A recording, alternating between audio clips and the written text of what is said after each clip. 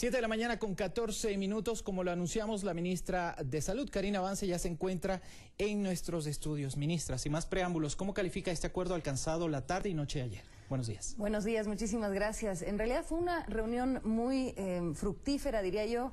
Estuvimos reunidos por más de 2 horas con el señor presidente de la República, con el señor presidente del Consejo de la Judicatura, estuvimos con la señora presidenta de la Asamblea, es decir, realmente una reunión de altísimo nivel, con representantes de los profesionales de la salud, de los médicos en particular, también de alto nivel, es decir, personas con representantes de sociedades científicas, representantes de la academia, y fue un debate, realmente una discusión, un diálogo muy profundo, digamos, analizando el artículo 146. Yo creo que llegamos a la conclusión de que el artículo en sí está bien construido, o sea, no se podría entender, y fue la parte medular, digamos, de la discusión, del diálogo, cómo se entiende el inciso tercero dentro del artículo 146. Y se llegó a la conclusión que no se puede entenderlo por fuera del artículo 146, que era el temor, es decir, que se pueda sancionar de 3 a 5 años si una muerte se produce por acciones innecesarias, peligrosas e ilegítimas, pero sin que se tenga que dar la infracción al deber objetivo del cuidado. ¿Qué significa eso, ministra? La infracción al deber objetivo del cuidado es, bueno, todos tenemos responsabilidad tenemos un deber de cuidar, un deber objetivo del cuidado hacia quienes nos rodean, hacia todos.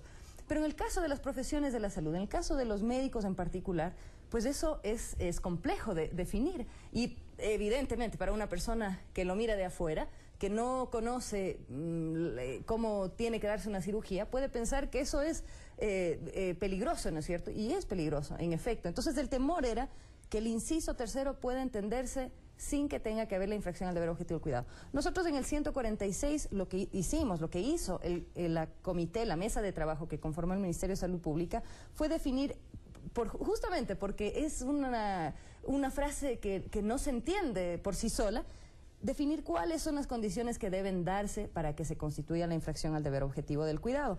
Quedó claro que el inciso no se puede entender por fuera del artículo, pero la solicitud fue: necesitamos una aclaratoria de eso, necesitamos que esté por escrito, que sea muy claro, que a nadie le quepa duda que el inciso tercero tiene que ser a partir de una infracción al deber objetivo del cuidado y que se cumpla con las 4 condiciones que están en el artículo 146. De allí esa cláusula interpretativa que deberá enviarse a la Judicatura y posteriormente a la Corte Nacional de Justicia. Lo que en la Ley Orgánica de la Función Judicial, en su artículo 180, la Corte Nacional de Justicia, en pleno, puede expedir resoluciones que aclaren cualquier duda sobre distintas leyes. Y esa resolución tiene, en efecto, el mismo nivel que una ley, una vez que se publica en el registro oficial. Entonces, la solicitud fue ver esa salida, y el presidente de la República, evidentemente, en un afán de que no haya ninguna duda, porque aquí nunca ha habido el afán de tratar de poner en riesgo el ejercicio de la profesión médica, o el ejercicio de cualquier profesión, el derecho a ese ejercicio.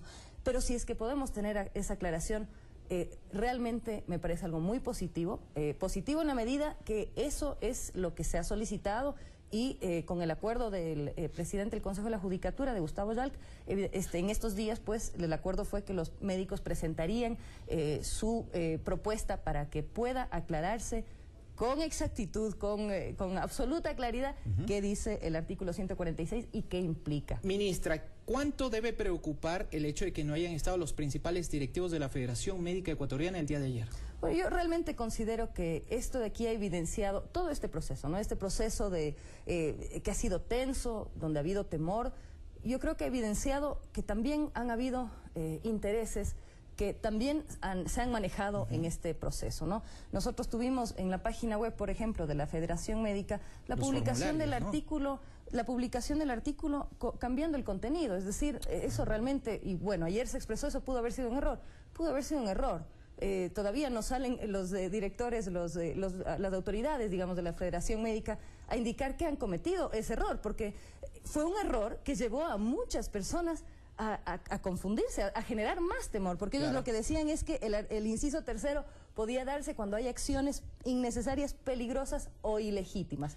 Al cambiar el contenido, evidentemente, pues eso ahondó una preocupación existente por parte de los profesionales y legítima, ¿no? Que no se vulnere su derecho al ejercicio profesional. Ese es un interés, y usted denunció también, por ejemplo, intereses de la aparición de formularios de una aseguradora, por ejemplo, en uno de los hospitales de Quito. Lo que nosotros hemos visto es, y lo que nos han informado de los hospitales, nos están informando, están llegando más y más ofertas de nosotros comprar una póliza para poder asegurarnos con... Y ahí el llamado es que nosotros siempre lo discutimos con los propios médicos, lo discutimos.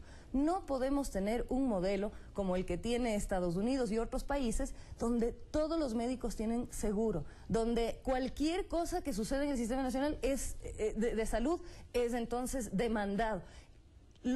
Si es que nosotros tuviéramos a todos los médicos del país asegurados con una póliza que en promedio pueda costar alrededor de $2.000, el pago hacia aseguradora sería de alrededor de $140 millones.